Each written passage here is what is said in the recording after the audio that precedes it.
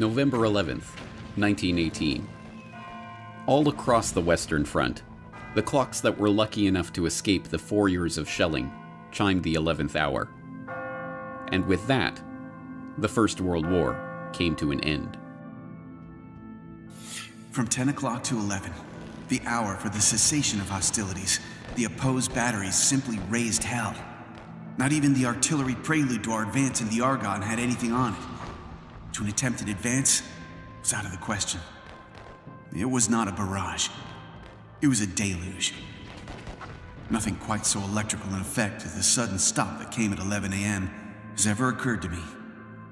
It was 10:60 precisely, and the roar stopped like a motor car hitting a wall. The resulting quiet was uncanny in comparison. From somewhere far below ground, Germans began to appear. They clambered to the parapets and began to shout wildly. They threw their rifles, hats, bandoliers, bayonets, and trench knives toward us. They began to sing. Lieutenant Walter A. Davenport, 101st Infantry Regiment, U.S. Army.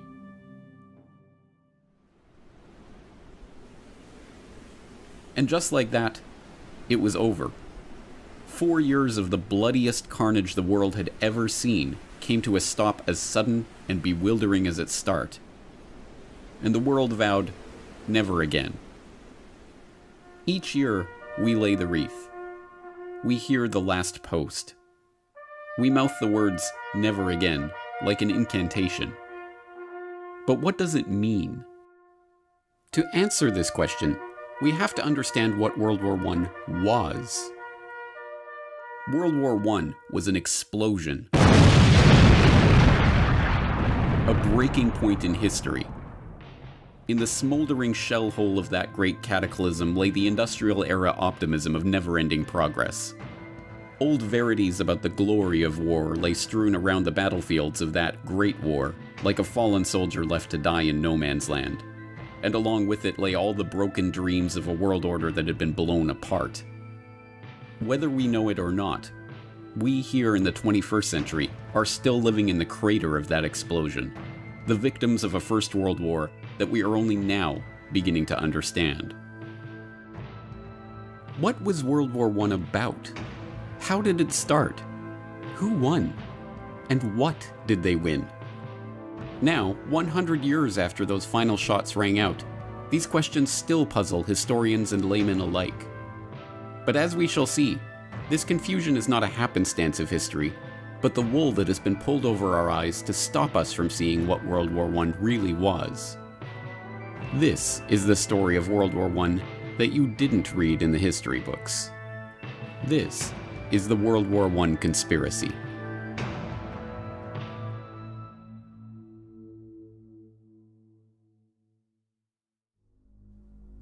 Part 1. To start a war. June 28, 1914. The Archduke Franz Ferdinand, heir to the Austro-Hungarian throne, and his wife Sophie are in Sarajevo for a military inspection. In retrospect, it's a risky provocation, like tossing a match into a powder keg. Serbian nationalism is rising, the Balkans are in a tumult of diplomatic crises and regional wars, and tensions between the Kingdom of Serbia and the Austro-Hungarian Empire are set to spill over. But despite warnings and ill omens, the royal couple's security is extremely lax. They board an open-top sports car and proceed in a 6-car motorcade along a pre-announced route. After an inspection of the military barracks, they head toward the town hall for a scheduled reception by the mayor. The visit is going ahead exactly as planned and precisely on schedule. And then, the bomb goes off.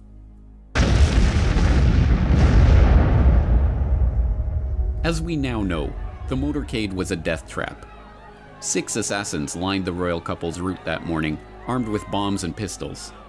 The first 2 failed to act, but the third, Nedeljko Chabrinovic, panicked and threw his bomb into the folded back of the Archduke's convertible. It bounced off onto the street, exploding under the next car in the convoy. Franz Ferdinand and his wife, unscathed, were rushed onto the town hall, passing the other assassins along the route too quickly for them to act. Having narrowly escaped death, the Archduke called off the rest of his scheduled itinerary to visit the wounded from the bombing at the hospital. By a remarkable twist of fate, The driver took the couple down the wrong route, and, when ordered to reverse, stopped the car directly in front of the delicatessen where would-be assassin Gavrilo Princip had gone after having failed in his mission along the motorcade. There, 1.5 meters in front of Princip, was the Archduke and his wife. He took 2 shots, killing both of them. Yes, even the official history books, the books written and published by the winners, record that the First World War started as the result of a conspiracy. After all, it was, as all freshman history students are taught, the conspiracy to assassinate the Archduke Franz Ferdinand that led to the outbreak of war. That story, the official story of the origins of World War I, is familiar enough by now. In 1914, Europe was an interlocking clockwork of alliances and military mobilization plans that, once set in motion, ticked inevitably toward all-out warfare. The assassination of the Archduke was merely the excuse to set that clockwork in motion, and the resulting July crisis of diplomatic and military escalations led with perfect predictability to continental and, eventually, global war. In this carefully sanitized version of history, World War I starts in Sarajevo on June 28, 1914. But this official history leaves out so much of the real story about the build-up to war that it amounts to a lie. But it does get one thing right. The First World War was the result of a conspiracy. To understand this conspiracy, we must turn not to Sarajevo and the conclave of Serbian nationalists plotting their assassination in the summer of 1914, but to a chilly drawing room in London in the winter of 1891. There, 3 of the most important men of the age, men whose names are but dimly remembered today, are taking the first concrete steps toward forming a secret society that they have been discussing amongst themselves for years. The group that springs from this meeting will go on to leverage the wealth and power of its members to shape the course of history, and, 23 years later, will drive the world into the first truly global war. Their plan reads like outlandish historical fiction. They will form a secret organization dedicated to the extension of British rule throughout the world and the ultimate recovery of the United States of America as an integral part of a British empire. The group is to be structured along the lines of a religious brotherhood. The Jesuit order is repeatedly invoked as a model, divided into 2 circles. An inner circle, called the Society of the Elect, who are to direct the activity of the larger outer circle, dubbed the Association of Helpers, who are not to know of the inner circle's existence. British rule and inner circles and secret societies. If presented with this plan today, many would say it was the work of an imaginative comic book writer. But the 3 men who gathered in London that winter afternoon in 1891 were no mere comic book writers. They were among the wealthiest and most influential men in British society, and they had access to the resources and the contacts to make that dream into a reality. Present at the meeting that day, William T. Stead, famed newspaper editor whose Pall Mall Gazette broke ground as a pioneer of tabloid journalism and whose Review of Reviews was enormously influential throughout the English-speaking world. Reginald Brett, later known as Lord Esher, an historian and politician who became friend, confidant, and advisor to Queen Victoria, King Edward VII, and King George V, and who was known as one of the primary powers behind the throne of his era. And Cecil Rhodes, the enormously wealthy diamond magnate whose exploits in South Africa and ambition to transform the African continent would earn him the nickname of Colossus by the satirists of the day. But Rhodes's ambition was no laughing matter. If anyone in the world had the power and ability to form such a group at the time, it was Cecil Rhodes. Richard Grove, historical researcher and author, tragedyandhope.com. Cecil Rhodes also was from Britain. He was educated at Oxford, but he only went to Oxford after he went to South Africa. He had an older brother. He follows him to South Africa. The older brother was working in the diamond mines, and by the time Rhodes gets there, he's got a setup, and his brother says, I'm going to go off and dig in the gold mines. They just found gold. And so he leaves Cecil Rhodes, his younger brother, who's like in his 20s, with this whole diamond mining operation. Rhodes then goes to Oxford, comes back down to South Africa, with the help of Lord Rothschild, who had funding efforts behind De Beers and taking advantage of that situation. And from there, they start to use there's no other term than slave labor, which then turns in later to the apartheid policy of South Africa. Well, Rhodes was particularly important because in many ways, at the end of the 19th century, he seriously epitomized where capitalism was, where wealth really lay. Jerry Docherty, World War I scholar and co-author of Hidden History, The Secret Origins of the First World War. Rhodes had the money and he had the contact. He was a great Rothschild man, and his mining wealth was literally uncountable. He wanted to associate himself with Oxford because Oxford gave him the kudos of the university of knowledge, of that kind of power. And in fact, that was centered in a very secretive place called All Souls College. Still, you'll find many references to All Souls College and people behind the curtain and such phrases, power behind thrones. Rhodes was centrally important in actually putting money up in order to begin to gather together like-minded people of great influence. Rhodes was not shy about his ambitions, and his intention to form such a group were known to many. Throughout his short life, Rhodes discussed his intentions openly with many of his associates who, unsurprisingly, happened to be among the most influential figures in British society at that time. More remarkably, this secret society, which was to wield its power behind the throne, was not a secret at all. The New York Times even published an article discussing the founding of the group in the April 9, 1902 edition of the paper, shortly after Rhodes's death. The article, headlined "Mr. Rhodes's Ideal of Anglo-Saxon Greatness," and carrying the remarkable subhead, "He believed a wealthy secret society should work to secure the world's peace and a British-American federation," summarized this sensational plan by noting that Rhodes's idea for the development of the English-speaking race was the foundation of a society copied, as to organization, from the Jesuits. Noting that his vision involved uniting the United States Assembly and our House of Commons to achieve the peace of the world, the article quotes Rhodes as saying, "The only thing feasible to carry out this idea is a secret society gradually absorbing the wealth of the world." This idea is laid down in black and white in a series of wills that Rhodes wrote throughout his life. Wills that not only laid out his plan to create such a society and provided the funds to do so, but, even more remarkably, were collected in a volume published after his death by co-conspirator William T. Stead. Rhodes also left his great deal of money, not having any children, not having married, dying at a young age, left it in a very well-known last will and testament, of which there were several different editions, naming different benefactors, naming different executors. So in 1902, Cecil Rhodes dies. There's a book published. It contains his last will and testament. The guy who wrote the book, William T. Stead, was in charge of a British publication called the Review of the Reviews. He was part of Rhodes's roundtable group. He at one time was an executor for the will.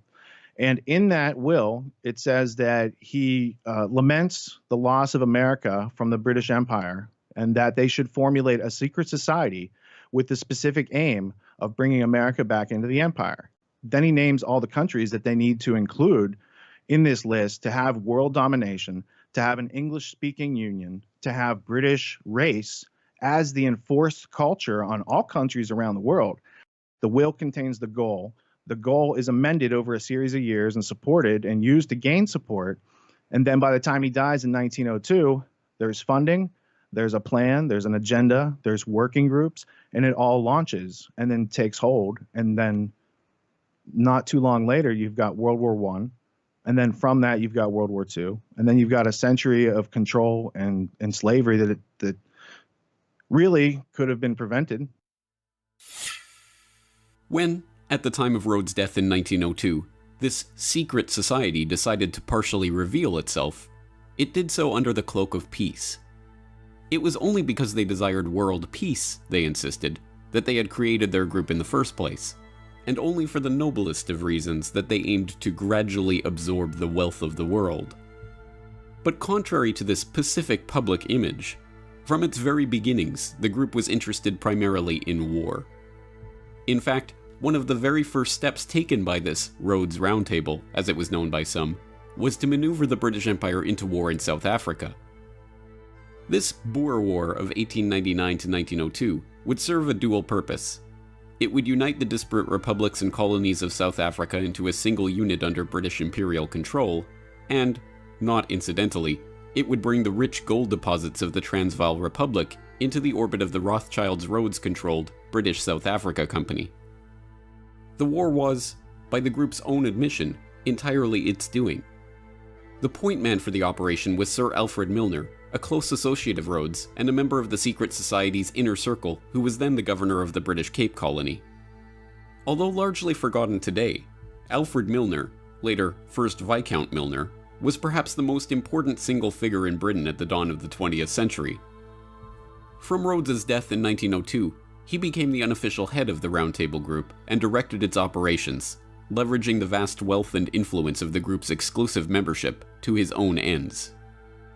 With Milner, there was no compunction or moral hand-wringing about the methods used to bring about those ends. In a letter to Lord Roberts, Milner casually confessed to having engineered the Boer War. "I precipitated the crisis, which was inevitable, before it was too late. It is not very agreeable, and in many eyes, not a very creditable piece of business to have been largely instrumental in bringing about a war." When Rhodes's co-conspirator and fellow secret society Inner Circle member William Stead objected to war in South Africa, Rhodes told him, "You will support Milner in any measure that he may take short of war. I make no such limitation. I support Milner absolutely without reserve. If he says peace, I say peace. If he says war, I say war. Whatever happens, I say ditto to Milner." The Boer War, involving unimaginable brutality, including the death of 26,000 women and children in the world's first British concentration camps, ended as Rhodes and his associates intended, with the formerly separate pieces of South Africa being united under British control. Perhaps even more importantly from the perspective of the secret society, it left Alfred Milner as High Commissioner of the new South African Civil Service, a position from which he would cultivate a team of bright, young, largely Oxford-educated men who would go on to serve the group and its ends. And from the end of the Boer War onward, those ends increasingly centered around the task of eliminating what Milner and the Round Table perceived as the single greatest threat to the British Empire: Germany. So in the start, it was influence, people who could influence politics, people who had the money to influence statesmen, and the dream of actually crushing Germany. This was the basic mindset of this group as it gathered together. Germany. In 1871, the formerly separate states of modern-day Germany united into a single empire under the rule of Wilhelm I. The consolidation and industrialization of a united Germany had fundamentally changed the balance of power in Europe. By the dawn of the 20th century, the British Empire found itself dealing not with its traditional French enemies or its long-standing Russian rivals for supremacy over Europe, but the upstart German Empire. Economically, technologically, even militarily, if the trends continued, it would not be long before Germany began to rival and even surpass the British Empire. For Alfred Milner and the group he had formed around him out of the old Rhodes Round Table Society, it was obvious what had to be done. To change France and Russia from enemies into friends as a way of isolating and, eventually, crushing Germany. Peter Hoff, author of The Two Edwards, How King Edward VII and Foreign Secretary Sir Edward Grey Fomented the First World War. Yes, well, from the British perspective, Germany, after their unification in 1871, they became very strong very quickly. And this, over time, this worried the British more and more. They began to think that Germany represented a challenge to their world hegemony. And they came slowly but surely, they came to the decision that Germany must be confronted just as they had come to the same decision with regard to other countries, Spain, Portugal, and especially France. And now Germany. German finished goods were marginally better than those of Britain. They were building ships that were marginally better than those of Britain. And all of this, British leaders slowly came to the decision that Germany needed to be confronted while it was still possible to do so. It might not be possible to do so if they waited too long. And so this is how the decision crystallized. Germany, I think that Britain might possibly have accepted the German ascendance, but they had something that was close at hand. Then that was the Franco-Russian alliance, and they thought if they could hook in with that alliance, then they had the possibility of defeating Germany quickly and without too much trouble. And that is basically what they did. But crafting an alliance with two of Britain's biggest rivals and turning public opinion against one of its dearest continental friends was no mean feat. To do so would require nothing less than for Milner and his group to seize control of the press, the military, and all the diplomatic machinery of the British Empire. And so that's exactly what they did. The first major coup occurred in 1899, while Milner was still in South Africa launching the Boer War. That year, the Milner Group ousted Donald Mackenzie Wallace, the director of the Foreign Department at the Times, and installed their man, Ignatius Valentine Schirall. Schirall, a former employee of the Foreign Office with inside access to officials there, not only helped to ensure that one of the most influential press organs of the empire would spin all international events for the benefit of the secret society, but he helped to prepare his close personal friend, Charles Harding, to take on the crucial post of ambassador to Russia in 1904, and, in 1906, the even more important post of permanent undersecretary at the Foreign Office. With Harding, Milner's group had a foot in the door at the British Foreign Office. But they needed more than just their foot in that door if they were to bring about their war with Germany. In order to finish the coup, they needed to install one of their own as Foreign Secretary. And, with the appointment of Edward Grey as Foreign Secretary in December of 1905, that's precisely what happened. Sir Edward Grey was a valuable and trusted ally of the Milner Group. He shared their anti-German sentiment and, in his important position of Foreign Secretary, showed no compunction at all about using secret agreements and unacknowledged alliances to further set the stage for war with Germany. Well, he became Foreign Secretary in 1905, I believe, and the Foreign Secretary in France was, of course, Delcasse. And Delcasse was very much anti-German and very passionate about the recovery of Alsace-Lorraine. And so he and the king hit it off very well together. And Edward Grey shared this anti-German feeling with the king. As I explained in my book, how he came to have that attitude about Germany. But in any case, he had the same attitude with the king. They worked very well together. And Edward Grey very freely acknowledged the heavy role that the king played in British foreign policy. And he said that this was not a problem because he and the king were in an agreement on most issues, and so they worked very well together. The pieces were already beginning to fall into place for Milner and his associates. With Edward Grey as Foreign Secretary, Harding as his unusually influential Undersecretary, Rhodes' co-conspirator Lord Esher installed as Deputy Governor of Windsor Castle, where he had the ear of the king, and the king himself, whose unusual hands-on approach to foreign diplomacy and whose wife's own hatred of the Germans dovetailed perfectly with the group's aims. The diplomatic stage was set for the formation of the Triple Entente between France, Russia, and Great Britain. With France to the west and Russia to the east, England's secret diplomacy had forged the two pinchers of a German-crushing vice. All that was needed was an event that the group could spin to its advantage to prepare the population for war against their former German allies. Time and again throughout the decade leading up to the Great War, the group's influential agents in the British press tried to turn every international incident into another example of German hostility. When the Russo-Japanese War broke out, rumors swirled in London that it was in fact the Germans that had stirred up the hostilities. The theory went that Germany, in a bid to ignite conflict between Russia and England, who had recently concluded an alliance with the Japanese, had fanned the flames of war between Russia and Japan. The truth, of course, was almost precisely the opposite. Lord Lansdowne had conducted secret negotiations with Japan before signing a formal treaty in January 1902.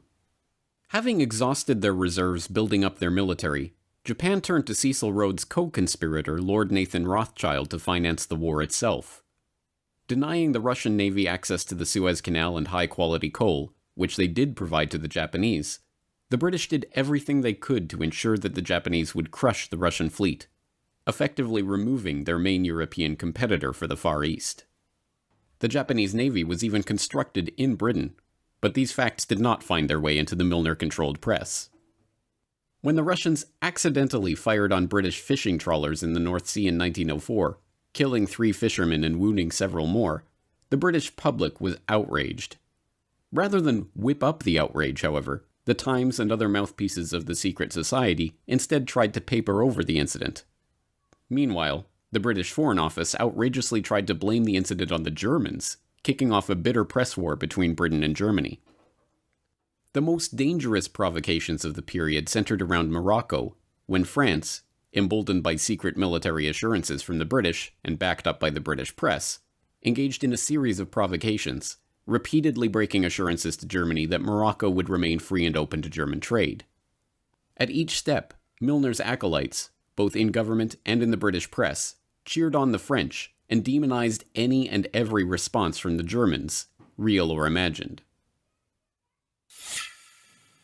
Given that we're living in a world of territorial aggrandizement, there was a concocted incident over Morocco, and the allegation that Germany was secretly trying to take over the British-French influence in Morocco, and that literally was nonsense. But it was blown up into an incident, and people were told, prepare. You had better prepare yourself for the possibility of war, because we will not be dictated to by that Kaiser person over in Berlin. One of the incidents, which I would need to make reference to get the date perfectly right, referred to a threat. Well, it was portrayed as a threat. It was no more than a threat than a fly would be if it came into your room at the present moment, of a gunboat sitting off the coast of Africa. And it was purported that this was the sign that, in fact, Germany was going to have a deep water port and they were going to use it as a springboard to interrupt British shipping. When we researched it, Jim and I discovered that the size of that so-called gunboat was physically smaller than the King of England's royal yacht. But history has portrayed this as a massive threat to the British Empire and its masculinity, if you like, because that's how they saw themselves. Ultimately, the Moroccan crises passed without warfare because, despite the best efforts of Milner and his associates, cooler heads prevailed. Likewise, the Balkans descended into warfare in the years prior to 1914, but Europe as a whole didn't descend with them. But, as we well know, the members of the Round Table in the British government, in the press, in the military, in finance, in industry, and in other positions of power and influence eventually got their wish. Franz Ferdinand was assassinated, and within a month, the trap of diplomatic alliances and secret military compacts that had been so carefully set was sprung. Europe was at war. In retrospect, the machinations that led to war are a masterclass in how power really operates in society. The military compacts that committed Britain, and ultimately the world, to war had nothing to do with elected parliaments or representative democracy. When Conservative Prime Minister Arthur Balfour resigned in 1905, deft political manipulations ensured that members of the Round Table, including Herbert Henry Asquith, Edward Grey, and Richard Haldane, 3 men who Liberal leader Henry Campbell Bannerman privately accused of Milner worship, seamlessly slid into key posts in the new Liberal government and carried on the strategy of German encirclement without missing a step. In fact, the details of Britain's military commitments to Russia and France, and even the negotiations themselves, were deliberately kept hidden from members of parliament and even members of the cabinet who were not part of the secret society. It wasn't until November 1911, a full 6 years into the negotiations, that the cabinet of Prime Minister Herbert Henry Asquith started to learn the details of these agreements that had been repeatedly and officially denied in the press and in Parliament. This is how the cabal functioned. Efficiently, quietly, and, convinced of the righteousness of their cause, completely uncaring about how they achieved their ends. It is to this clique, not to the doings of any conspiracy in Sarajevo, that we can attribute the real origins of the First World War, with the 9 million dead soldiers and 7 million dead civilians that lay piled in its wake. But for this cabal, 1914 was just the start of the story. In keeping with their ultimate vision of a united Anglo-American world order, the jewel in the crown of the Milner Group was to embroil the United States in the war, to unite Britain and America in their conquest of the German foe. Across the Atlantic, the next chapter in this hidden history was just getting underway. Next time, on the World War I conspiracy. It would be folly for this country to sacrifice itself to the frenzy of ancient hatred. This is false history. It's not even acceptable to call it fake news. It's just disgusting. Things that could have been avoided but were let happen, made sellable by Wilson to the public. Inside the White House, President Woodrow Wilson conferred with advisors and signed the proclamation of war against Germany.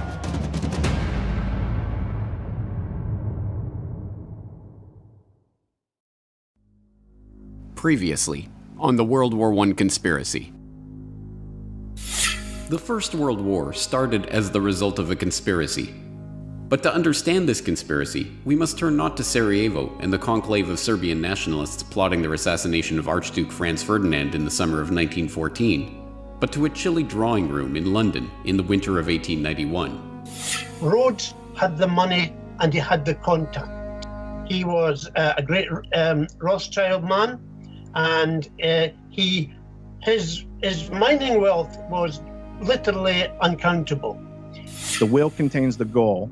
And then by the time he dies in 1902, there's funding, there's a plan, there's an agenda, there's working groups. The only thing feasible to carry out this idea is a secret society gradually absorbing the wealth of the world. And they thought if they could hook in with that alliance, then they had the possibility of defeating Germany quickly and without too much trouble. And that is basically what they did. It is to this clique, not to the doings of any conspiracy in Sarajevo, that we can attribute the real origins of the First World War, with the 9 million dead soldiers and 7 million dead civilians that lay piled in its wake. But for this cabal, 1914 was just the start of the story. In keeping with their ultimate vision of a united Anglo-American world order, the jewel in the crown of the Milner Group was to embroil the United States in the war, to unite Britain and America in their conquest of the German foe. Across the Atlantic, the next chapter in this hidden history was just getting underway. And now, part 2 of the World War I conspiracy.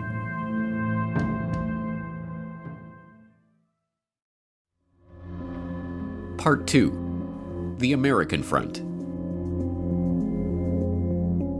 May 7th, 1915. Colonel Edward Mandell House is on his way to meet with King George V, who ascended to the throne after Edward VII's death in 1910. Accompanying him is Edward Grey, British Foreign Secretary and acolyte of the Milner Group. The two speak of the probability of an ocean liner being sunk, and House informs Grey that, if this were done, a flame of indignation would sweep across America, which would in itself probably carry us into the war. An hour later, at Buckingham Palace, King George V inquires about an even more specific event. We fell to talking, strangely enough, of the probability of Germany sinking a transatlantic liner. He said, suppose they should sink the Lusitania with American passengers on board. And, by a remarkable coincidence, at 2 o'clock that afternoon, just hours after these conversations took place, that is precisely what happened.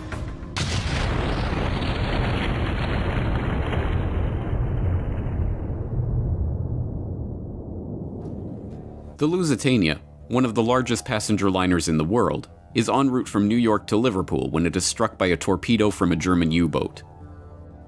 She sinks to the bottom in minutes, killing 1,198 passengers and crew, including 128 Americans. The disaster, portrayed as a brazen, unexpected attack on an innocent passenger liner, helps to shift public opinion about the war in the US. To the average American, the war suddenly doesn't feel like a strictly European concern. Every aspect of the story was, as we now know, a deception. The Lusitania was not an innocent passenger liner, but an armed merchant cruiser officially listed by the British Admiralty as an auxiliary warship. It was outfitted with extra armor, designed to carry 12 6-inch guns, and equipped with shell racks for holding ammunition. On its transatlantic voyage, the ship was carrying war material, specifically more than 4 million .303 rifle bullets and tons of munitions including shells, powder, fuses, and gun cotton in unrefrigerated cargo holds that were dubiously marked cheese, butter, and oysters.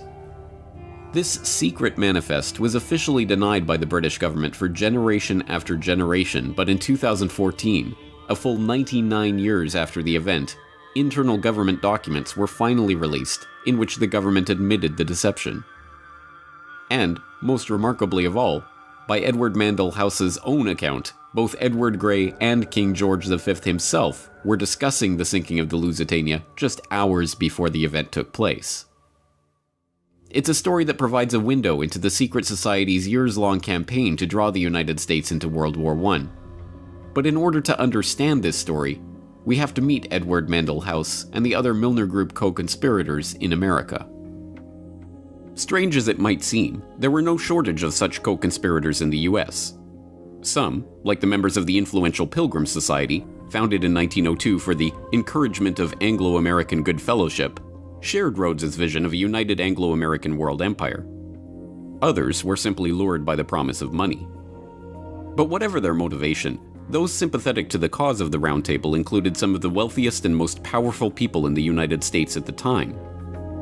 Many of these figures were to be found at the heart of Wall Street, in the banking and financial institutions revolving around J.P. Morgan and Company. John Pierpont Morgan, or Pierpont as he preferred to be called, was the nucleus of turn-of-the-century America's banking sector. Getting his start in London in 1857 at his father's merchant banking firm, the young Pierpont returned to New York in 1858 and embarked on one of the most remarkable careers in the history of the world. Making his money financing the American robber barons of the late 19th century, from Vanderbilt's railroads to Adolph Simon Ox's purchase of the New York Times to the buyout of Carnegie Steel, Morgan amassed a financial empire that, by the 1890s, wielded more power than the United States Treasury itself. He teamed up with his close allies, the House of Rothschild, to bail out the US government during a gold shortage in 1895 and ease the Panic of 1907, which he helped to precipitate by locking 120 of the country's most prestigious bankers in his library and forcing them to reach a deal on a $25 million loan to keep the banking system afloat. As we saw in Century of Enslavement, the history of the Federal Reserve, Morgan and his associates were only too happy to use the banking crises they helped to create to galvanize public opinion toward the creation of a central bank. So long as that central bank was owned and directed by Wall Street, of course. But their initial plan, the Aldrich Plan, was immediately recognized as a Wall Street ploy. Morgan and his fellow bankers were going to have to find a suitable cover to get their act through Congress, including, preferably, a president with sufficient progressive cover to give the new Federal Reserve Act an air of legitimacy. And they found their ideal candidate in the politically unknown president of Princeton University, Woodrow Wilson, a man who they were about to rocket straight into the White House with the help of their point man and roundtable co-conspirator, Edward Mandell House. Richard Grove, TragedyAndHope.com. Woodrow Wilson was an obscure professor at Princeton University who, from reading all that I've read about him, wasn't the smartest guy, but he was smart enough to pick up when other people had good ideas. And then he bumps into this guy named Colonel House. Now, Colonel House, he grew up in Beaumont, Texas. And Colonel House's dad was like a Rhett Butler type of smuggler, privateer, pirate during the Confederate War with the Union. So Colonel House, First off, he's not a colonel. It's just like a title he gave himself to make him seem more than he was. But he did come from a politically connected family in the South that were doing business with the British during the Civil War. So Colonel House in the early 1900s makes Woodrow Wilson his protege. And Colonel House himself is being puppeted by a few people in the layers of the Anglo-American establishment above him. And so we are left with the public persona of Woodrow Wilson, and here he is, and he's got this, this whole new Federal Reserve system that's going to come in during his administration, which was also kind of a precursor to getting America into the war, because it changed our financial dependency from being self-reliant and printing our own debt-free money to being indentured to international bankers who charge us as they print money out of thin air and charge future generations for it. The election of Woodrow Wilson once again shows how power operates behind the scenes to subvert the popular vote and the will of the public. Knowing that the stuffy and politically unknown Wilson would have little chance of being elected over the more popular and affable William Howard Taft, Morgan and his banking allies bankrolled Teddy Roosevelt on a third-party ticket to split the Republican vote. The strategy worked, and the banker's real choice, Woodrow Wilson, came to power with just 42% of the popular vote. With Wilson in office and Colonel House directing his actions, Morgan and his conspirators got their wish. 1913 saw the passage of both the Federal Income Tax and the Federal Reserve Act, thus consolidating Wall Street's control over the economy. World War I, brewing in Europe just 8 months after the creation of the Federal Reserve, was to be the first full test of that power. But difficult as it had been for the Round Table to coax the British Empire out of its splendid isolation from the continent and into the web of alliances that precipitated the war, it would be that much harder for their American fellow travelers to coax the United States out of its own isolationist stance.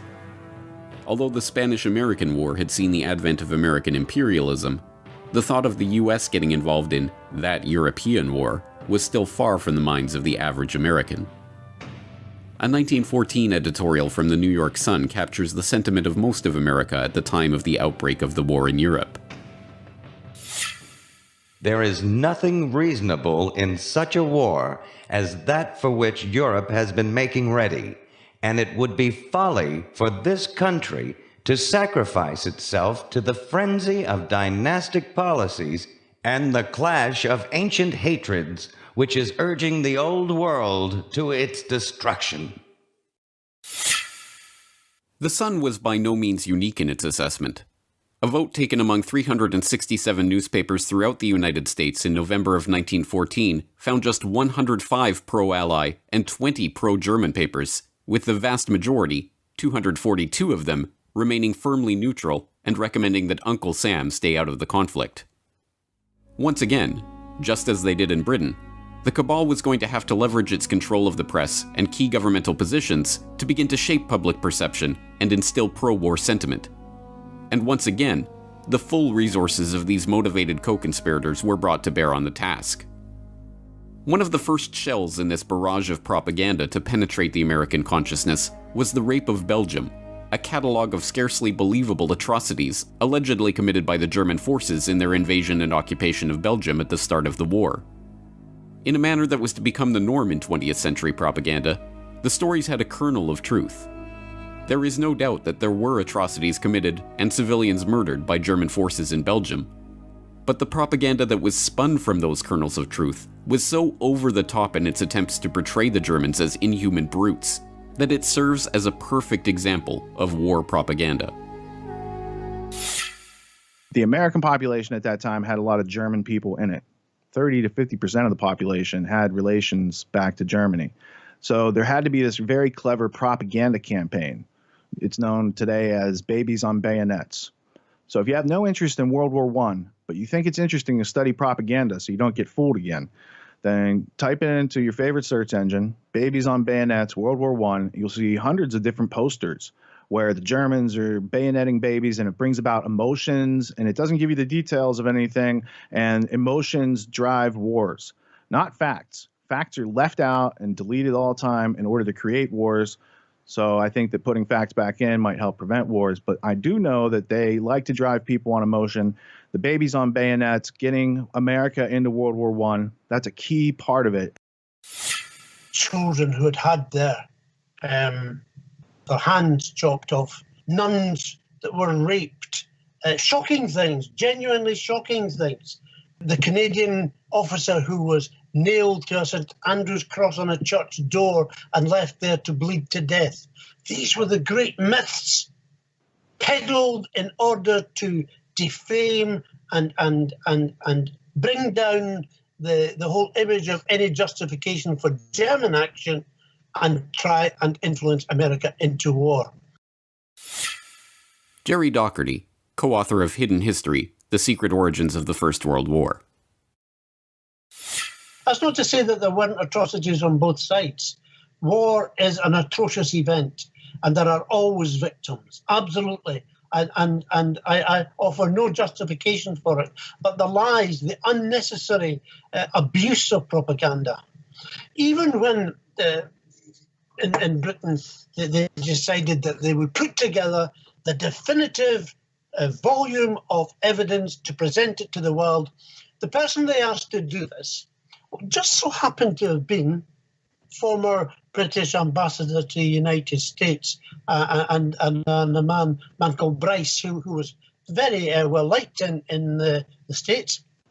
And his evidence was published and put forward, and there were screeds of stories after stories. But then later it was discovered that, in fact, the people who took the evidence hadn't been allowed to speak to any of the Belgians directly, that in fact what they were doing is they were listening to a middleman or agents who had supposedly taken these stories, and when one of the official committee said, "Well, hold on, can I speak to can I speak to someone directly?" No. He resigned. He wouldn't allow his name to be put forward with and that's the extent to which, this is false history.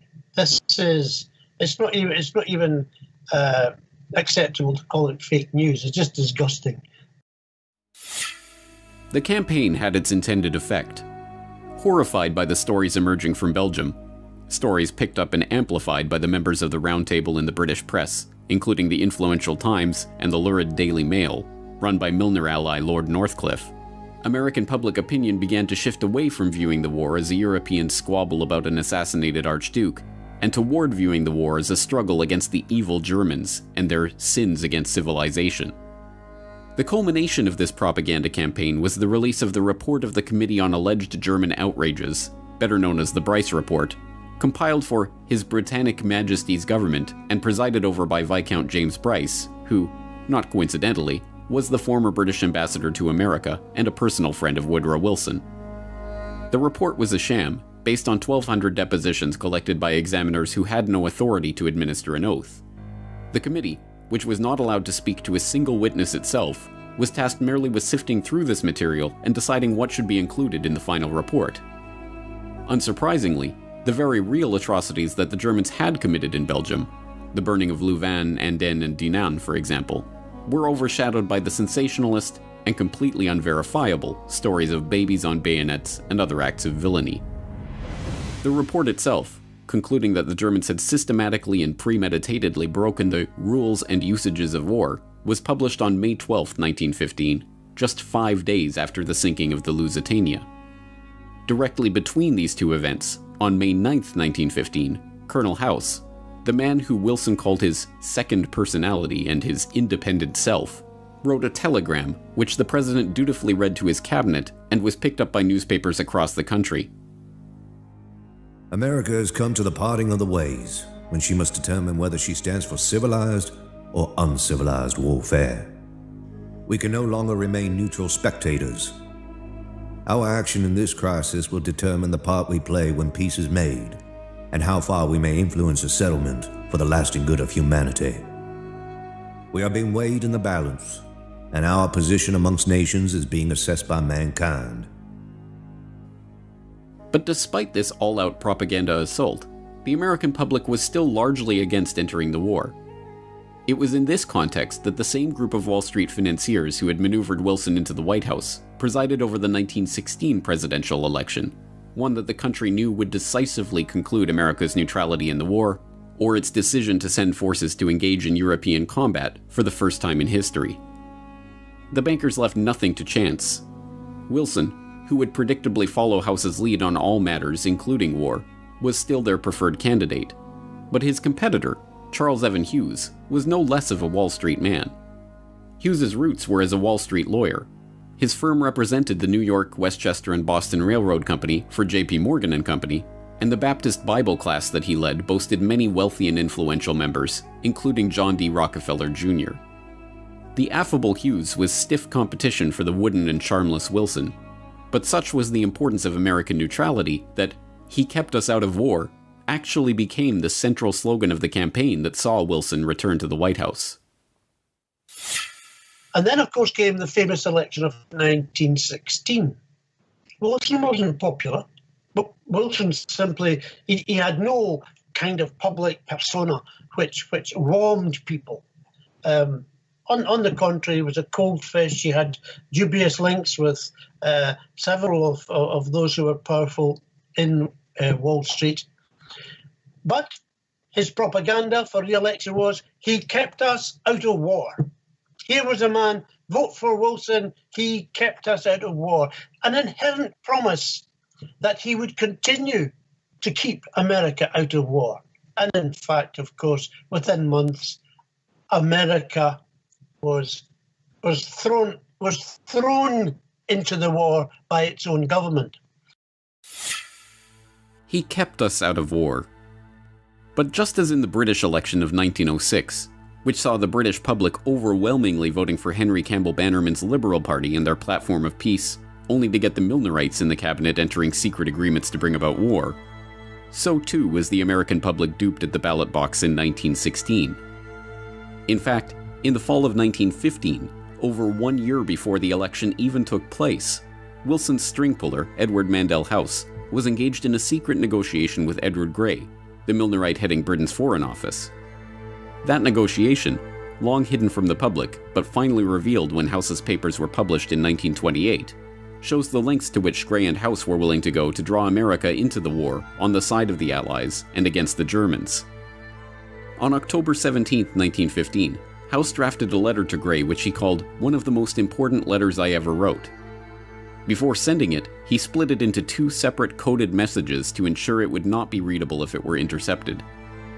In it, he laid out a plan to steer the US into war with Germany under the false pretense of a peace conference. Dear Sir Edward, in my opinion, it would be a worldwide calamity if the war should continue to a point where the Allies could not, with the aid of the United States, bring about a peace along the lines you and I have so often discussed. It is in my mind that, after conferring with your government, I should proceed to Berlin and tell them that it was the President's purpose to intervene and stop this destructive war, provided the weight of the United States thrown on the side that accepted our proposal could do it. I would not let Berlin know, of course, of any understanding had with the Allies, but would rather lead them to think our proposal would be rejected by the Allies. This might induce Berlin to accept the proposal, but if they do not do so, it would nevertheless be the purpose to intervene.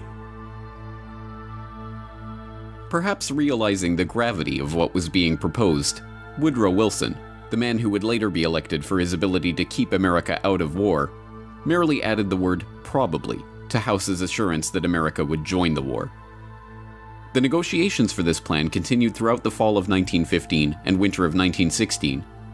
In the end, the British government balked at the proposal because the thought that the Germans might actually accept peace, even a peace of disarmament brokered by the US, was not enough. They wanted to crush Germany completely, and nothing less than total defeat would be sufficient. Another pretense would have to be manufactured to embroil the US in the war.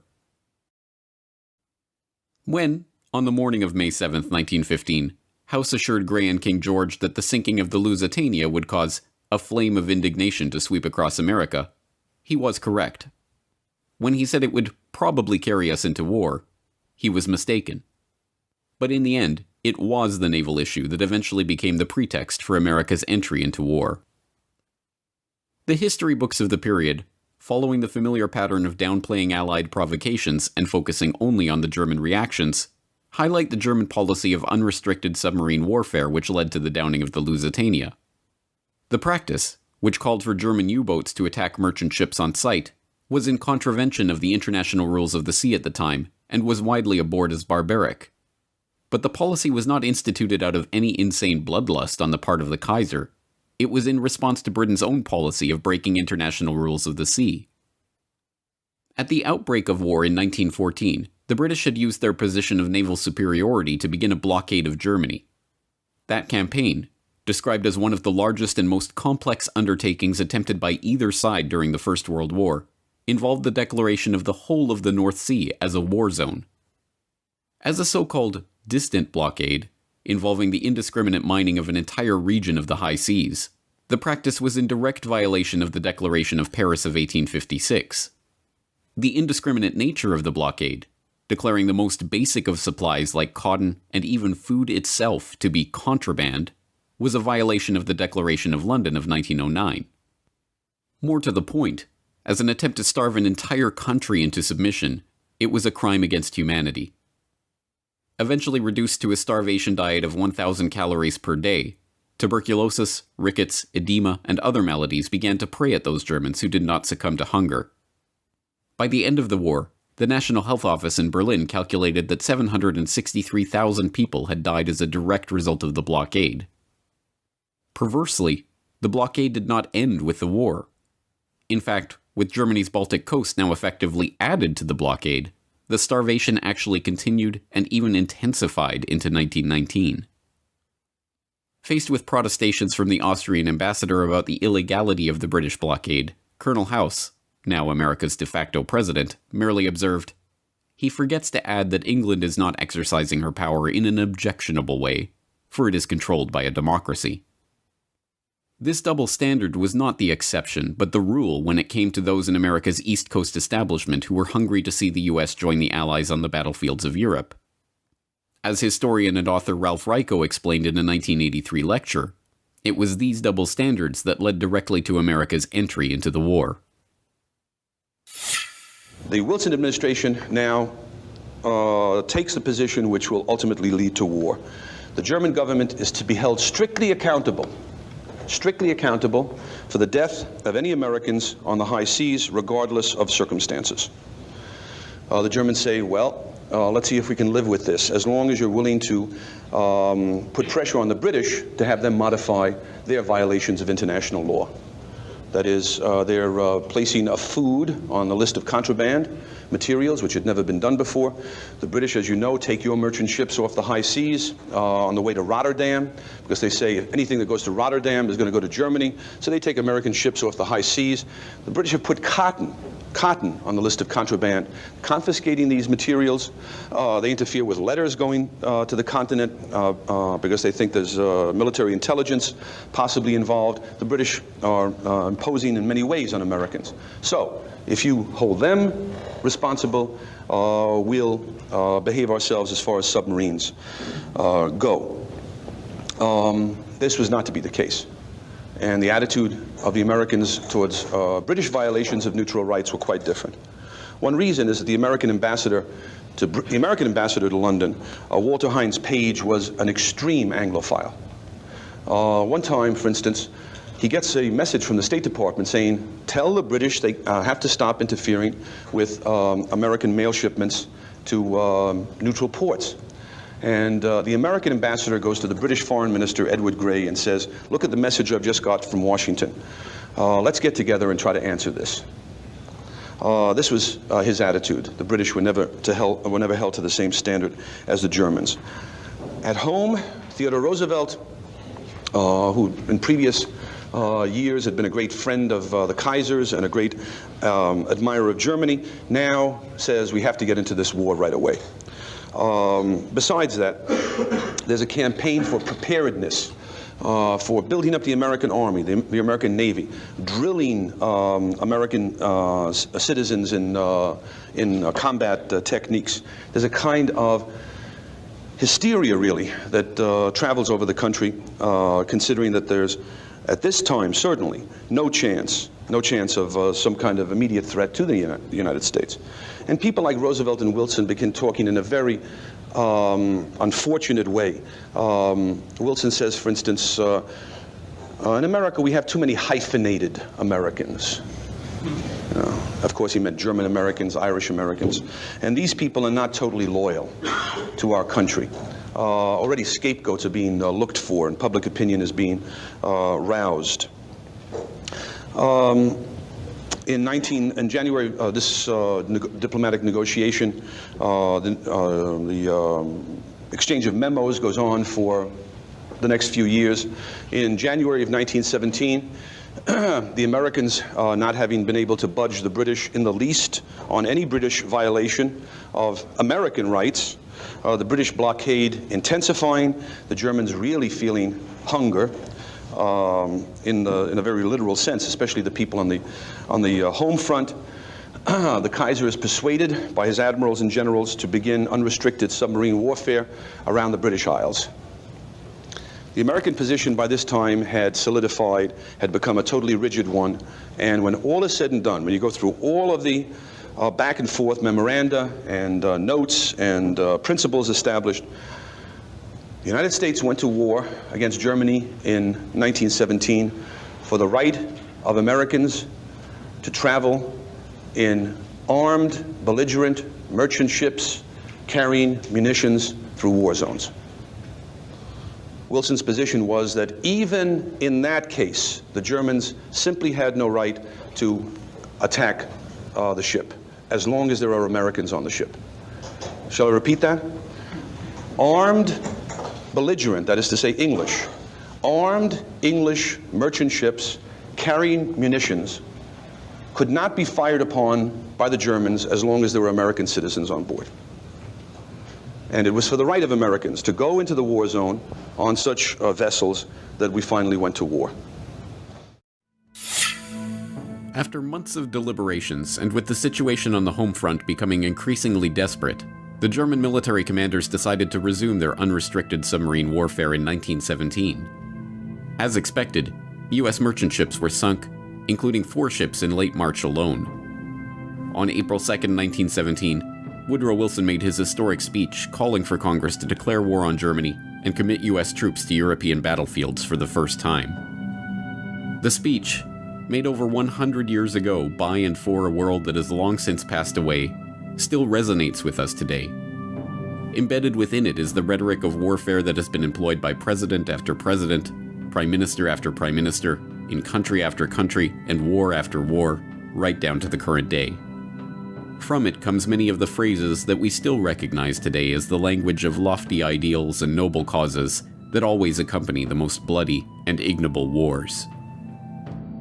With a profound sense of the solemn and even tragical character of the step I am taking, and of the grave responsibilities which it involves, but in unhesitating obedience to what I deem my constitutional duty, I advise that the Congress declare the recent course of the Imperial German government to be, in fact, nothing less than war against the government and people of the United States. The world must be made safe for democracy. Its peace must be planted upon the tested foundations of political liberty. We have no selfish ends to serve. We desire no conquest, no dominion. We seek no indemnities for ourselves, no material compensation for the sacrifices we shall freely make. We are but one of the champions of the rights of mankind. We shall be satisfied when those rights have been made as secure as the faith and the freedom of nations can make them. 4 days later, on April 6, 1917, the U.S. Congress issued a formal declaration of war against the Imperial German government. Inside the White House, President Woodrow Wilson conferred with advisors, then signed the proclamation of war against Germany. Everywhere there was cheering and waving of flags. Hindsight or cynicism might make us smile at the thought that this war was sometimes called the Great Adventure. Never again would we see our entry into a major conflict excite so many to such heights of elation. Naive? Probably. But here was a generation of young men not yet saturated by the paralyzing variety of self-analysis and the mock sciences. They believed. Over there, send the word over there, that the Yanks are coming, the drums rum-tumming everywhere, so prepare, say a All along the Western Front, the Allies rejoiced. The Yanks were coming. House, the Milner Group, the Pilgrims, the Wall Street financiers, and all of those who had worked so diligently for so many years to bring Uncle Sam into war had got their wish. And before the war was over, millions more casualties would pile up. Carnage the likes of which the world had never seen before had been fully unleashed. The trenches and the shelling, the no man's land and the rivers of blood, the starvation and the destruction, the carving up of empires, and the eradication of an entire generation of young men. Why? What was it all for? What did it accomplish? What was the point? To this day, over 100 years later, we still look back on the horrors of that great war with confusion. For so long we have been told non-answers about incompetent generals and ignorant politicians. It's the senselessness of war the teachers of this fraudulent and partial history have told us with a shrug. But, now that the players who worked to set the stage for this carnage have been unmasked, these questions can finally be answered.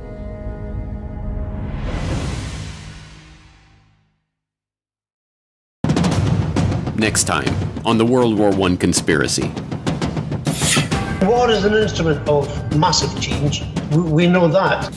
Through glasses, we can see men maddened, men covered with earth and blood, falling one upon the other. Why is to bring about, I suspect, a plan to control world society in which you and I won't find the freedoms to believe and think and do as we believe.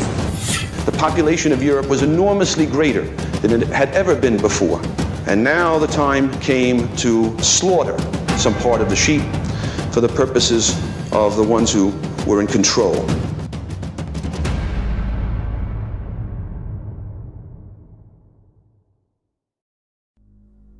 Previously, on the World War I conspiracy. With Wilson in office and Colonel House directing his actions, Morgan and his conspirators got their wish. But his propaganda for re-election was, he kept us out of war. Here was a man, vote for Wilson, he kept us out of war. And it was for the right of Americans to go into the war zone on such vessels that we finally went to war. All along the Western Front, the Allies rejoiced. The Yanks were coming. House, the Milner Group, the Pilgrims, the Wall Street financiers, and all of those who had worked so diligently for so many years to bring Uncle Sam into war had got their wish. And before the war was over, millions more casualties would pile up. Carnage the likes of which the world had never seen before had been fully unleashed. The trenches and the shelling, the no man's land and the rivers of blood, the starvation and the destruction, the carving up of empires, and the eradication of an entire generation of young men. Why? What was it all for? What did it accomplish? What was the point? To this day, over 100 years later, we still look back on the horrors of that great war with confusion. For so long we have been told non-answers about incompetent generals and ignorant politicians. It's the senselessness of war the teachers of this fraudulent and partial history have told us with a shrug. But, now that the players who worked to set the stage for this carnage have been unmasked, these questions can finally be answered. And now the conclusion of the World War I conspiracy.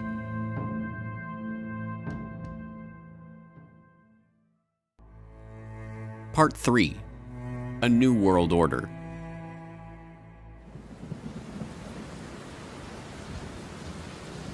February 21st, 1916.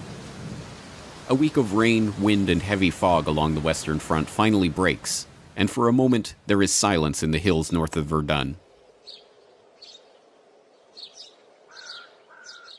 That silence is broken at 7:15 a.m. when the Germans launch an artillery barrage heralding the start of the largest battle the world had ever seen. Thousands of projectiles are flying in all directions, some whistling, others howling, others moaning low, and all uniting in one infernal roar.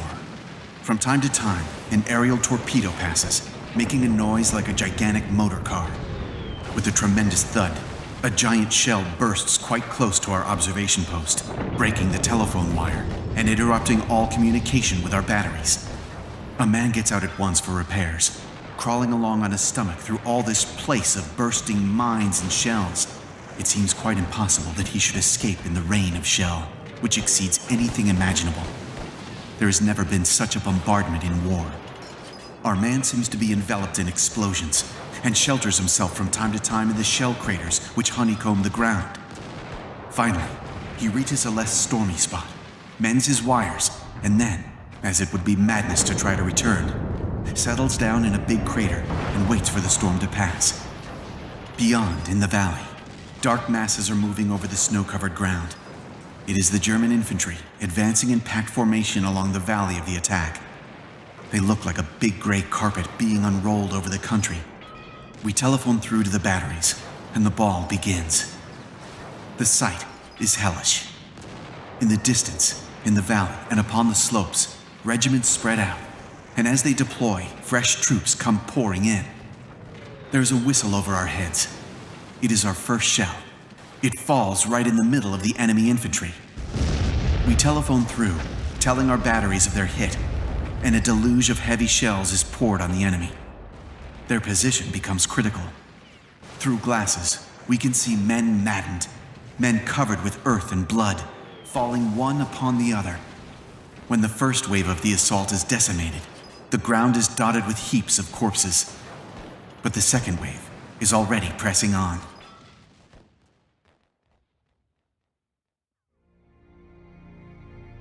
This anonymous French staff officer's account of the artillery offensive that opened the Battle of Verdun, recounting the scene as an heroic French communications officer repairs the telephone line to the French artillery batteries, allowing for a counterstrike against the first wave of German infantry, brings a human dimension to a conflict that is beyond human comprehension.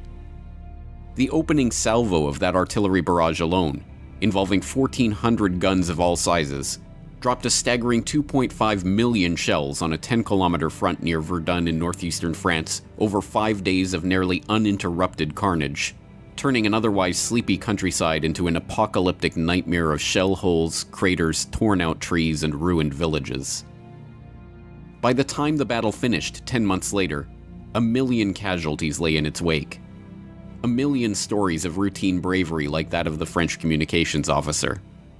And Verdun was far from the only sign that the stately, sanitized version of 19th century warfare was a thing of the past.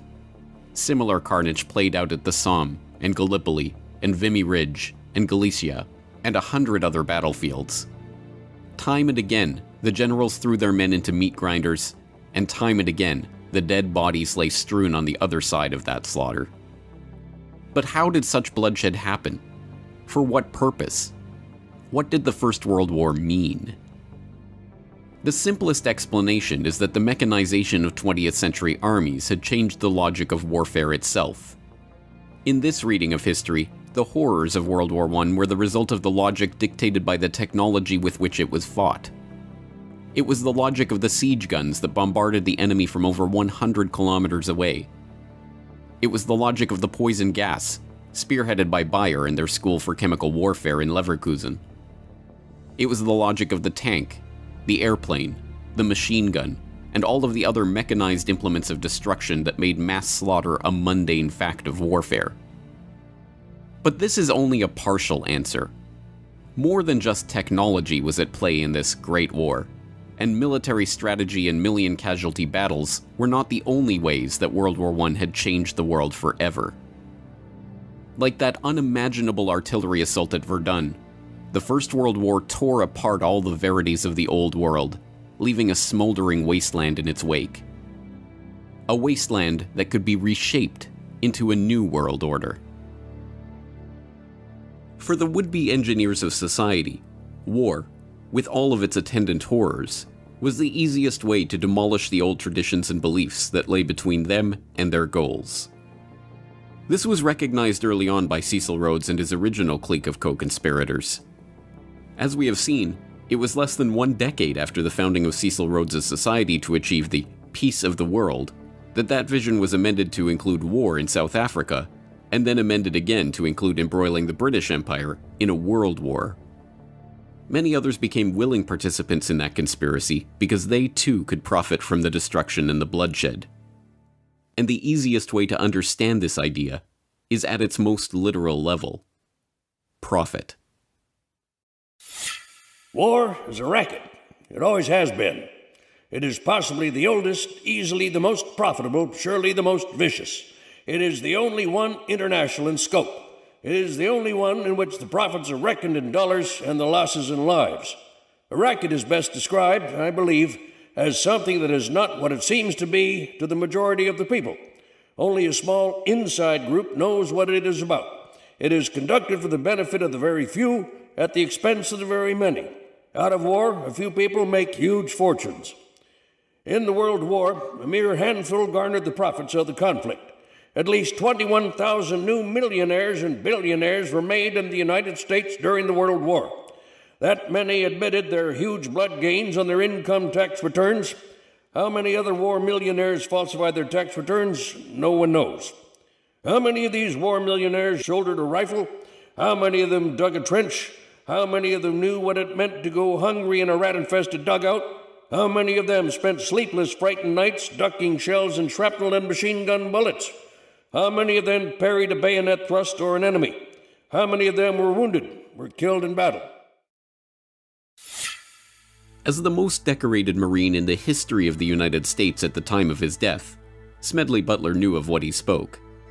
Having seen the minting of those tens of thousands of new millionaires and billionaires out of the blood of his fellow soldiers, his famous rallying cry, "War is a racket," has resonated with the public since he first began, in his own memorable words, trying to educate the soldiers out of the sucker class. Indeed, the war profiteering on Wall Street started even before America joined the war. Although, as J.P. Morgan partner Thomas Lamont noted, at the outbreak of the war in Europe, American citizens were urged to remain neutral in action, in word, and even in thought. Our firm had never for one moment been neutral. We didn't know how to be. From the very start, we did everything we could to contribute to the cause of the Allies. Whatever the personal allegiances that may have motivated the bank's directors, this was a policy that was to yield dividends for the Morgan Bank that even the greediest of bankers could scarcely have dreamed of before the war began. John Pierpont Morgan himself died in 1913, before the passage of the Federal Reserve Act he had stewarded into existence, and before the outbreak of war in Europe. But the House of Morgan stood strong, with the Morgan Bank under the helm of his son, John Pierpont Morgan Jr., maintaining its position as preeminent financier in America. The young Morgan moved quickly to leverage his family's connections with the London banking community, and the Morgan Bank signed its first commercial agreement with the British Army Council in January 1915, just 4 months into the war. That initial contract, a $12 million purchase of horses for the British war effort to be brokered in the US by the House of Morgan, was only the beginning. By the end of the war, the Morgan Bank had brokered $3 billion in transactions for the British military, equal to almost half of all American supplies sold to the Allies in the entire war. Similar arrangements with the French, Russian, Italian, and Canadian governments saw the bank broker billions more in supplies for the Allied war effort. But this game of war financing was not without its risks. If the Allied powers were to lose the war, the Morgan Bank and the other major Wall Street banks would lose the interest on all of the credit they had extended to them. By 1917, the situation was dire. The British government's overdraft with Morgan stood at over $400 million, and it was not clear that they would even win the war, let alone be in a position to repay all their debts when the fighting was over.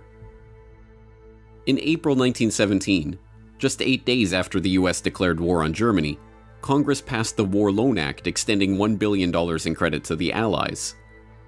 The first payment of $200 million went to the British, and the entire amount was immediately handed over to Morgan as partial payment on their debt to the bank. When, a few days later, $100 million was parceled out to the French government, it too was promptly returned to the Morgan coffers. But the debts continued to mount, and throughout 1917 and 1918, the U.S. Treasury, aided by the Pilgrim Society member and avowed Anglophile Benjamin Strong, president of the newly created Federal Reserve, quietly paid off the Allied powers' war debts to J.P. Morgan. What I think is interesting is also the bankers' viewpoint here. America was so deeply involved in that war, financing. There was so much money which could only really be repaid as long as Britain and France won. That had they lost, the loss on the American the stock exchange and stock market, Wall Street, your great industrial giants would have been horrendous. So America was deeply involved, not the people, as is ever the case, not the ordinary citizen who cares, but the financial establishment who had, if you like, treated the entire thing as they might a casino and put all the money on one end of the board, and it had to come good for them. So all of this is going on. I mean, I personally feel that the American people don't realize just how far duped they were by your Carnegies, your J.P. Morgans, your great bankers, your Rockefellers, by the multi-millionaires who emerged from that war because they were the ones who made the profits, not those who lost their sons, lost their grandsons, whose lives were ruined forever by war. After America officially entered the war, the good times for the Wall Street bankers got even better. Bernard Baruch, the powerful financier who personally led Woodrow Wilson into Democratic Party headquarters in New York like a poodle on a string to receive his marching orders during the 1912 election, was appointed to head the newly created War Industries Board. With war hysteria at its height, Baruch and the fellow Wall Street financiers and industrialists who populated the board were given unprecedented powers over manufacture and production throughout the American economy, including the ability to set quotas, fix prices, standardize products, and, as a subsequent congressional investigation showed, pad costs so that the true size of the fortunes that the war profiteers extracted from the blood of the dead soldiers were hidden from the public. Spending government funds at an annual rate of $10 billion, the board minted many new millionaires in the American economy. Millionaires who, like Samuel Prescott Bush of the infamous Bush family, happened to sit on the War Industries Board. Bernard Baruch himself was said to have personally profited from his position as head of the War Industries Board to the tune of $200 million. The extent of government intervention in the economy would have been unthinkable just a few years before. The National War Labor Board was set up to mediate labor disputes. The Food and Fuel Control Act was passed to give the government control over the distribution and sale of food and fuel. The Army Appropriations Act of 1916 set up the Council of National Defense, populated by Baruch and other prominent financiers and industrialists, who oversaw private sector coordination with the government in transportation, industrial and farm production, financial support for the war, and public morale. In his memoirs at the end of his life, Bernard Baruch openly gloated, "The experience had a great influence upon the thinking of business and government. WIB had demonstrated the effectiveness of industrial cooperation and the advantage of government planning and direction. We helped inter the extreme dogmas of laissez-faire, which had for so long molded American economic and political thought. Our experience taught that government direction of the economy need not be inefficient or undemocratic, and suggested that in time of danger, it was imperative." But it was not merely to line the pockets of the well-connected that the war was fought. More fundamentally, it was a chance to change the very consciousness of an entire generation of young men and women. For the class of would-be social engineers that arose in the Progressive Era, from economist Richard T. Ely, to journalist Herbert Croly, to philosopher John Dewey, the Great War was not a horrific loss of life or a vision of the barbarism that was possible in the age of mechanized warfare, but an opportunity to change people's perceptions and attitudes about government, the economy, and social responsibility. Dewey, for example, wrote of the social possibilities of war. In every warring country, there has been the same demand that in the time of great national stress, production for profit be subordinated to production for use. Legal possession and individual property rights have had to give way before social requirements. The old conception of the absoluteness of private property has received the world over a blow from which it will never wholly recover. All countries on all sides of the world conflict responded in the same way, by maximizing their control over the economy, over manufacturing and industry, over infrastructure, and even over the minds of their own citizens. Germany had its Kriegssozialismus, or war socialism, which placed control of the entire German nation, including its economy, its newspapers, and, through conscription, its people, under the strict control of the army.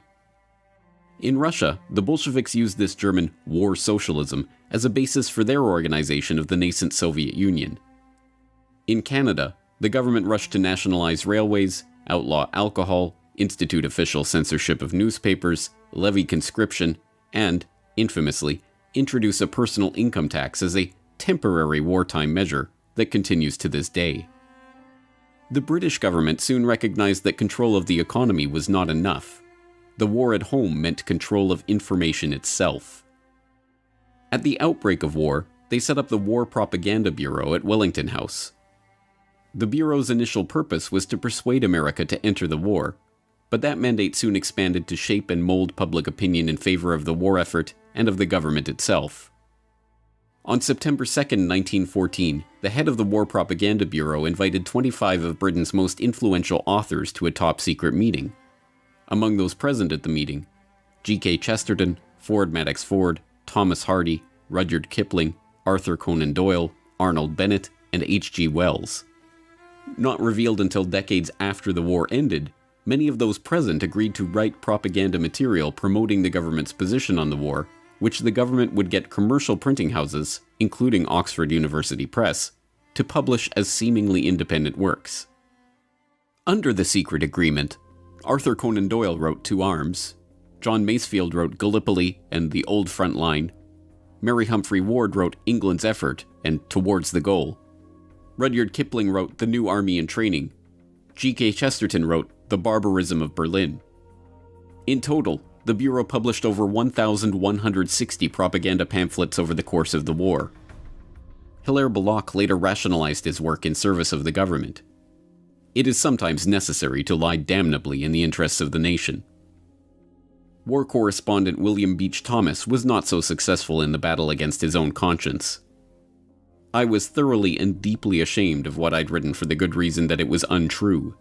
The vulgarity of enormous headlines and the enormity of one's own name did not lessen the shame. But the Bureau's efforts were not confined to the literary world.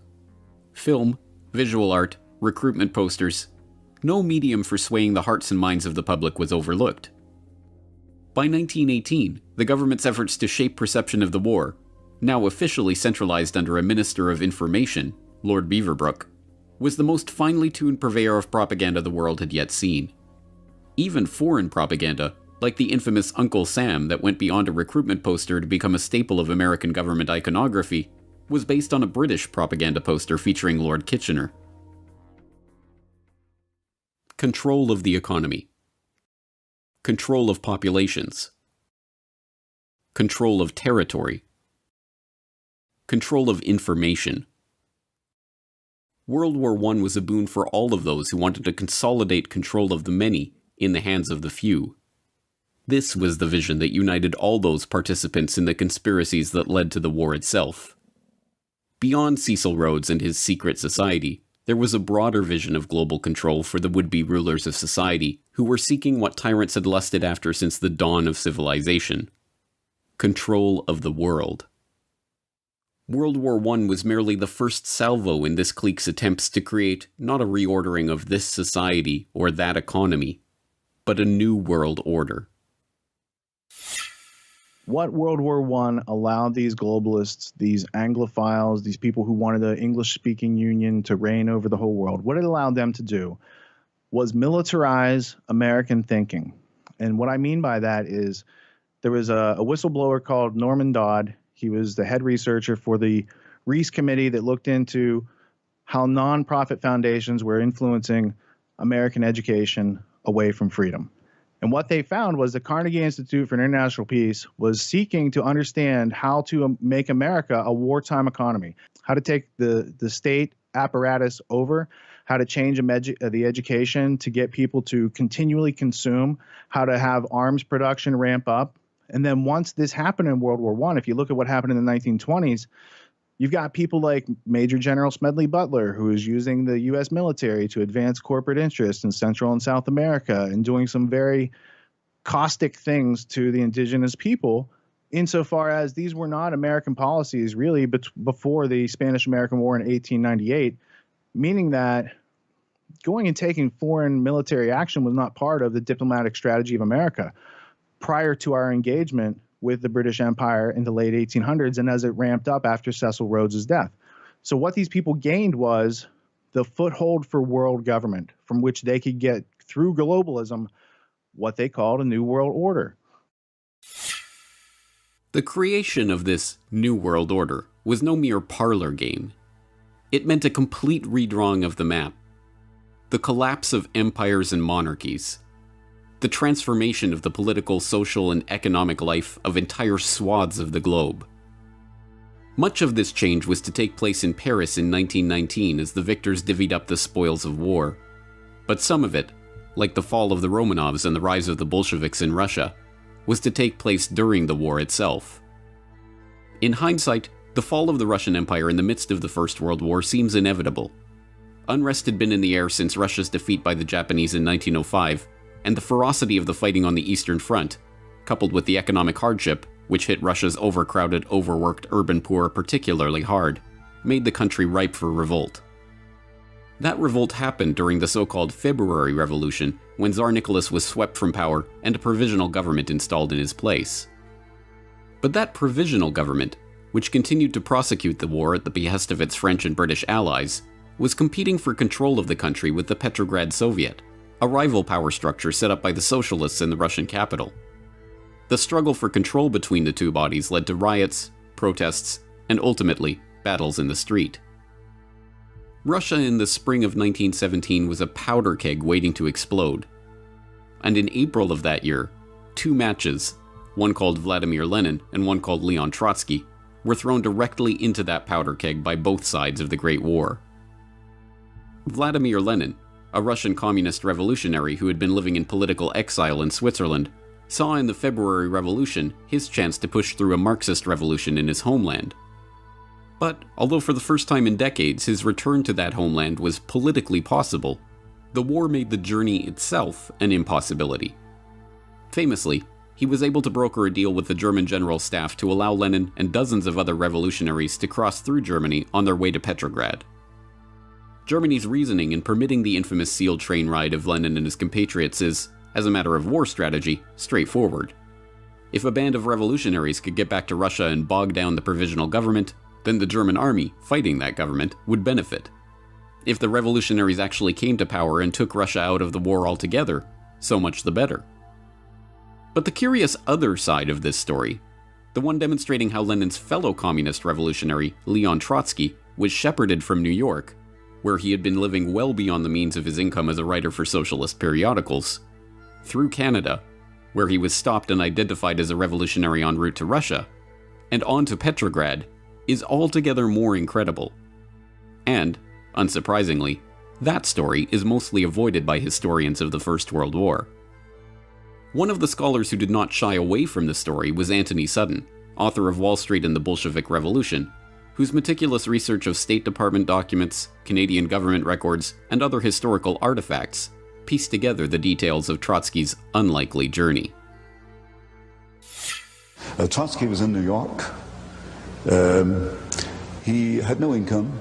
I summed his income for the year he was in New York. It was about $600. Yet he lived in an apartment. He had a chauffeured limousine. He had a refrigerator, which was very rare in those days. He left New York and went to Canada on his way to the revolution. He had $10,000 in gold on him. He didn't earn more than $600 in New York. He was financed out of New York. There's no question about that. The British took him off the ship in Halifax, Canada. I got the Canadian archives. They knew who he was. They knew who Trotsky was. They knew he was going to start a revolution in Russia. Instructions from London came to put Trotsky back on the boat with his party and allow them to go forward. So there is no question that Woodrow Wilson, who issued the passport for Trotsky, and the New York financiers who financed Trotsky, and the British Foreign Office allowed Trotsky to perform his part in the revolution. After succeeding in pushing through the Bolshevik Revolution in November of 1917, one of Trotsky's first acts in his new position as People's Commissar for Foreign Affairs was to publish the secret treaties and understandings that Russia had signed with France and Britain. These documents revealed the secret negotiations in which the Entente powers had agreed to carve up the colonial world after the war. The stash of documents included agreements on the partition of Asiatic Turkey, creating the modern Middle East out of the remnants of the Ottoman Empire, the treaty with Italy, promising conquered territory to the Italian government in exchange for their military aid in the campaign against Austria-Hungary, a treaty redrawing the frontiers of Germany, promising France its long-held wish of reacquiring Alsace-Lorraine and recognizing Russia's complete liberty in establishing her western frontiers, diplomatic documents relating to Japan's own territorial aspirations, and a host of other treaties, agreements, and negotiations. One of these agreements, the Sykes-Picot Agreement between Britain and France, which was signed in May 1916, has grown in infamy over the decades. The agreement divided modern-day Turkey, Jordan, Iraq, Syria, and Lebanon among the Triple Entente, and although the revelation of the agreement caused much embarrassment for the British and the French and forced them to publicly back away from the Sykes-Picot map, served as the basis for some of the arbitrary lines on the map of the modern-day Middle East, including the border between Syria and Iraq. In recent years, ISIS has claimed that part of their mission is to put the final nail in the coffin of the Sykes-Picot conspiracy. Other territorial conspiracies, like the Balfour Declaration, signed by Arthur Balfour, then acting as Foreign Secretary for the British government, and addressed to Lord Walter Rothschild, one of the co-conspirators in Cecil Rhodes' original secret society, are less well known today. The Balfour Declaration also played an important role in shaping the modern world by announcing British support for the establishment of a Jewish homeland in Palestine, which was not under British mandate at the time. Even less well known is that the document did not originate from Balfour, but from Lord Rothschild himself, and was sent to fellow Round Table conspirator Alfred Milner for revision before being delivered. So this was he's known as Lord Walter Rothschild, and professionally he's a zoologist. He inherits a lot of wealth in a very high status family. He pursues his art and his science and his scientific theories and research, but he has zoological museums and he's collecting specimens, and he's famously the Rothschild that's riding the giant tortoise and leading him around with a piece of lettuce on his stick, and there's a piece of lettuce hanging out of the tortoise's mouth. And I've always used that. Here's the metaphor for the bankers. Like, they're leading people around with stimulus response. This tortoise can't ask questions. It can't question its obedience. So that's Lord Walter Rothschild. Why is he important? Well, he and his family are some of the early financiers and backers of Cecil Rhodes and promoters of his last will and testament. And in the question of America being brought back into the British Empire, there are newspaper articles. There's one in 1902 where Lord Rothschild is saying, this would be a good thing to have America back in the British Empire. He's also the Lord Rothschild to whom the Balfour Declaration is addressed. So in 1917, there's an agreement, a letter of agreement sent from the British government, from Arthur Balfour to Lord Rothschild. Now, Lord Rothschild and Arthur Balfour, they know each other. They have a long history together. And there's a lot of Fabian socialists in this whole story of what led up to World War I. Specifically with Balfour, he's acting as an agent of the British government saying, we're going to give away this land that's not really ours, and we're going to give it to you guys and your group. The problem is the British had also promised that same land to the Arabs. So now the Balfour Declaration is going against some of the foreign policy plans that they've already promised to these other countries. The other interesting thing about the Balfour Declaration is it just had its 100th anniversary. So they last year had a site that had the whole history of the Balfour Declaration. You could see the originals from Lord Rothschild and going to Lord Milner for changes and coming through Arthur Balfour, and then being sent back as an official letter from the monarchy, basically. So that's interesting. But there's also interviews where the current Lord Rothschild, Lord Jacob Rothschild, comments on his ancestors' history and how they brought about the Jewish state in 1947-48 because of the Balfour Declaration. So there's a lot of history to unpack there. But most people, again, they're not aware of the document, let alone the very interesting history behind it, let alone what that really means in the bigger story. Over 2 decades after Cecil Rhodes launched the secret society that would engineer this so-called Great War, the likes of Alfred Milner and Walter Rothschild were still at it, conspiring to use the war they had brought about to further their own geopolitical agenda.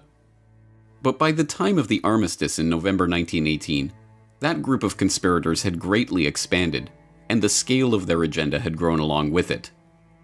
This was no small circle of friends who had embroiled the world in the first truly global war, but a loosely knit network of overlapping interests, separated by oceans and united in a shared vision for a new world order. Milner, Rothschild, Gray, Wilson, House, Morgan, Baruch, and literally scores of others had each had their part to play in this story. Some were witting conspirators, others merely seeking to maximize the opportunities that war afforded them to reach their own political and financial ends.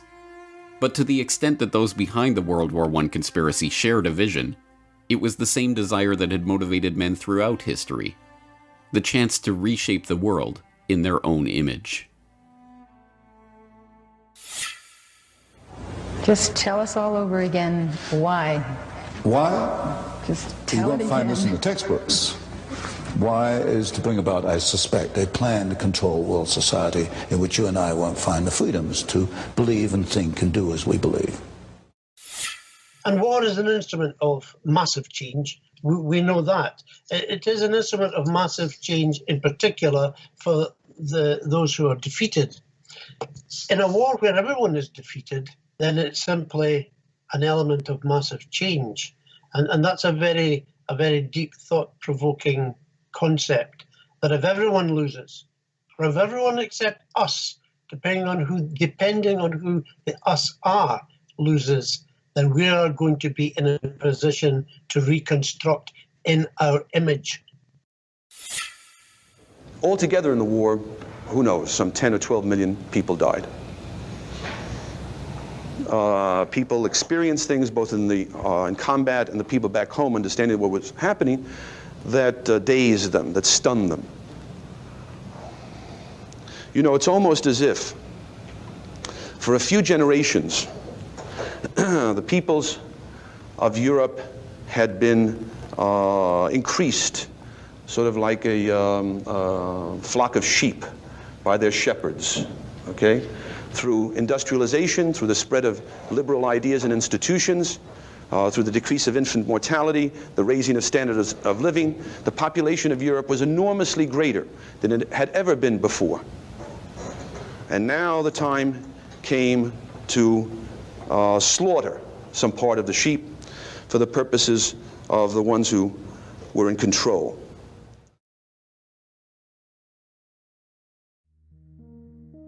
For the ones in control, World War I had been the birth pangs of a new world order.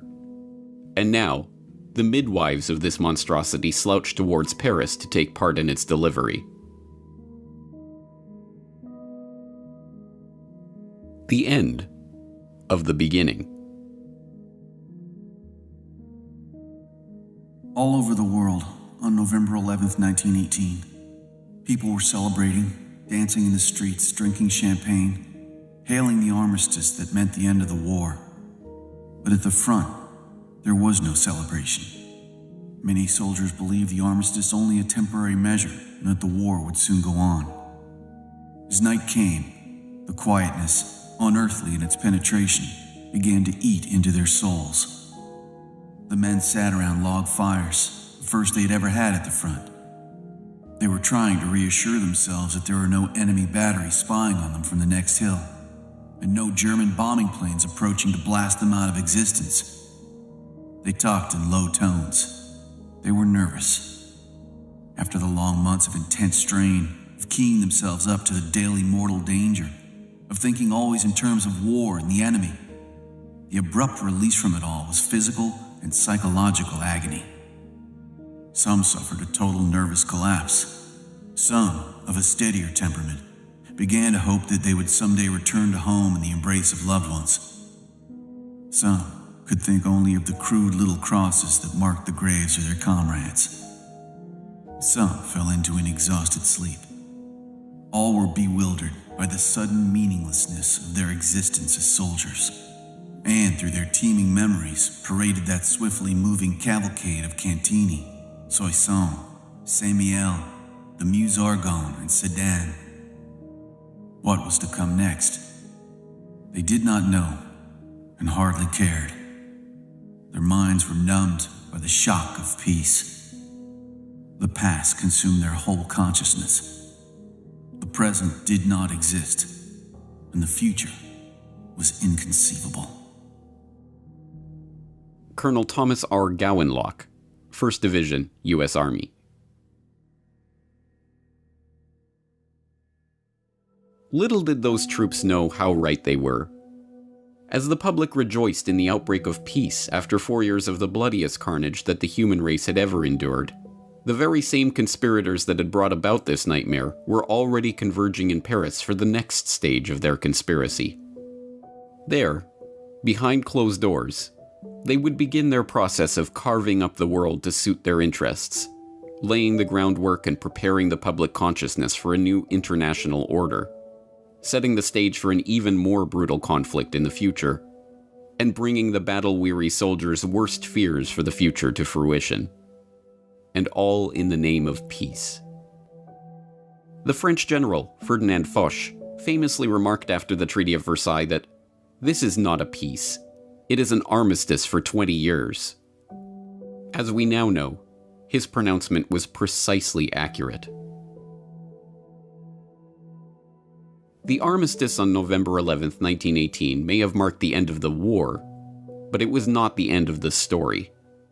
It was not even the beginning of the end. It was, at best, the end of the beginning.